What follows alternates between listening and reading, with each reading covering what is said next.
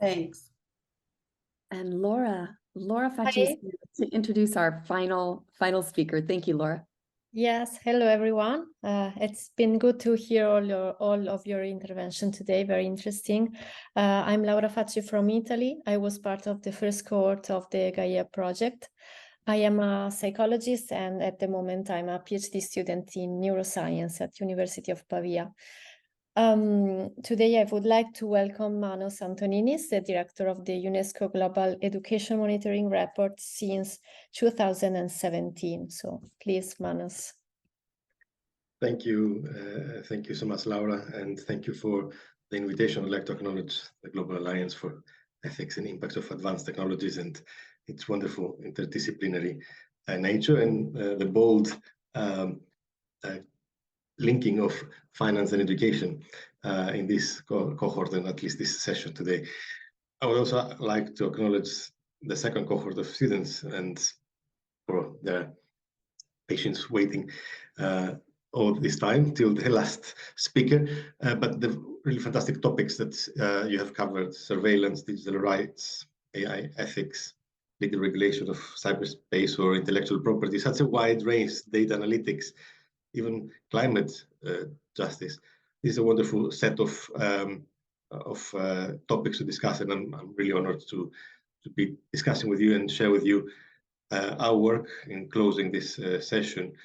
First of all, I need to explain that UNESCO, of course, as you mentioned rightly also in the last session, has been playing a very important role on artificial intelligence with its guidance for policymakers, also more recently for generative AI and for the AI competency frameworks.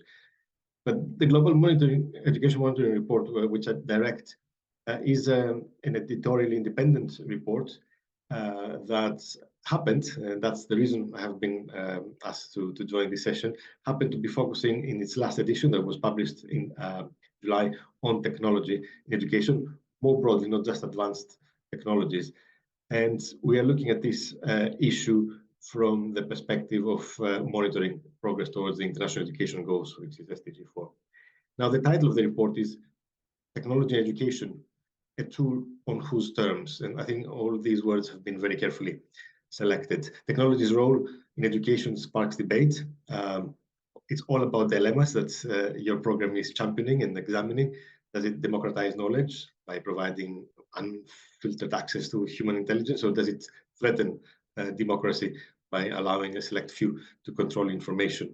Does it offer boundless opportunities, or does it lead us towards a technology-dependent future with no return? Does it level the playing field, or does it exacerbate inequality? Should we incorporate technology-related skills into young children's education, or would that be a threat into their development? So these are really fundamental dilemmas. We have actually, we're addressing the whole world. So our messaging has to speak to countries where schools still to this day have no electricity, all the way to countries which may be practicing facial recognition in classrooms. But that's why it's important to say that our mandate is to monitor progress and ask the questions about education and progress.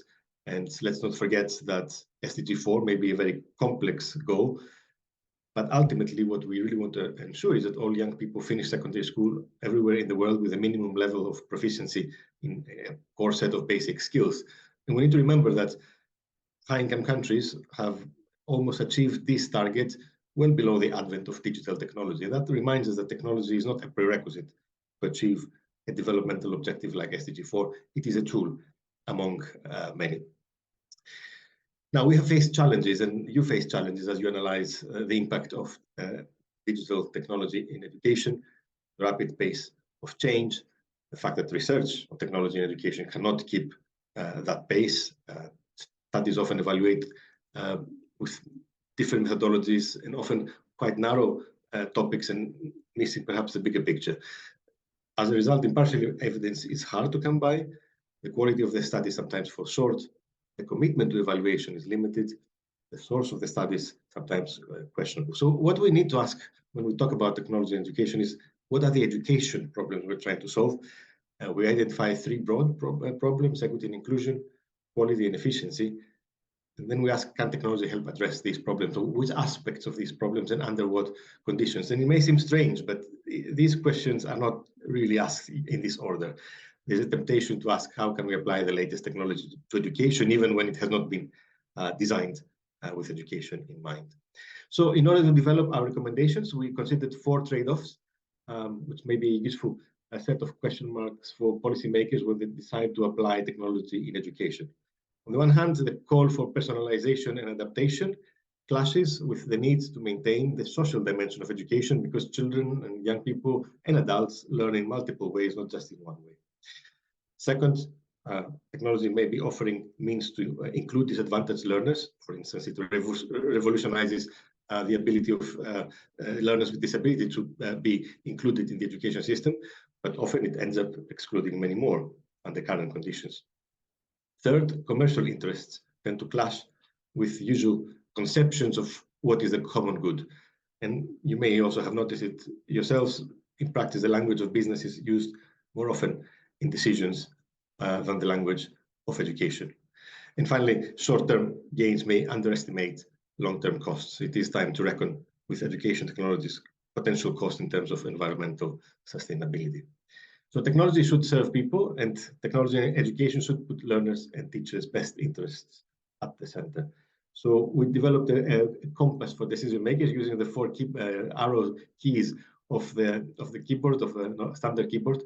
And we ask 4 questions. The first is technology appropriate for its context and aligned with learning objectives? Governments need to identify which digital technologies have been shown to improve learning and how. And on that basis, only to reform curricula and pedagogy. Not everything that shines is gold. An AI-based system in the US that was used by 25 million students did not do better than traditional teaching.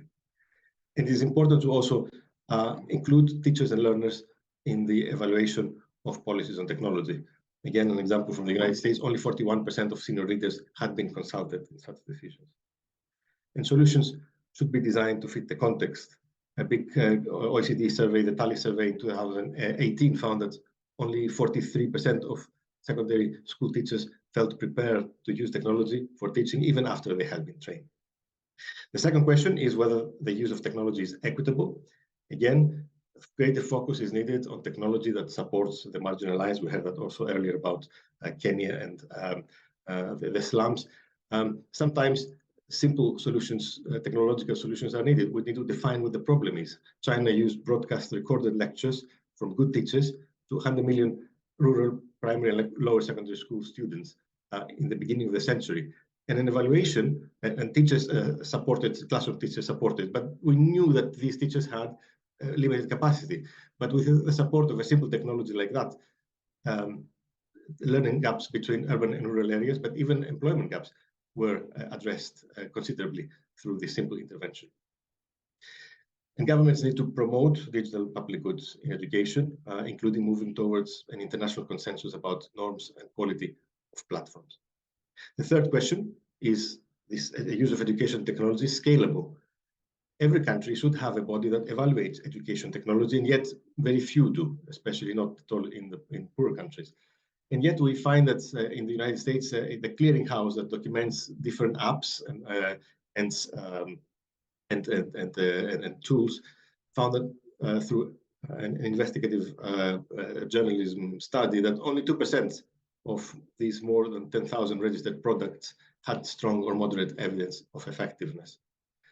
Governments need to be wary that initial investment in education technology accounts for only a quarter of the eventual total cost. And that's particularly important for poorer countries that still face a huge financing gap for even the most basic education needs. And we need to ensure transparency in public spending, especially as we decentralize decisions, which has proven often very difficult for individual schools who have limited capacities. And finally, the last question is, does this use of technology support sustainable education futures? We need to define very clearly, and by sustainability, we mean also social and environmental, not just economic sustainability questions. Countries need broad digital skills frameworks. We often forget that it is students with the weakest reading skills that are far, far more likely to be misled by phishing emails or misinformation compared to students with strong reading skills. That reminds us that actually what we really need is a strong education system that delivers. And that will go a long way to addressing also the skills of young people and adults to navigate the digital world. We need to protect learners and teachers' human rights, well-being, safety, and privacy. A review during COVID found that 89% of products were in fact collecting children's data without regulation. And finally, we need to consider the material and energy implications of digital technology in education. Just expanding the lifespan of all laptops in the European Union area by a year would be equivalent to almost 1 million cars off the road, for example. And there's much more that we can do to study. So closing, a reminder that we need to keep learners' best interests at the center of a framework that is based on human rights and focus on learning outcomes, not digital inputs. Because digital technology should not be a substitute for, but a complement to human interaction. Thank you very much. Thank you, Manos. Thank you very much for offering these important considerations and your thoughtful remarks, and for reminding us that the issue here is about education and access to capital and learning, not the technology.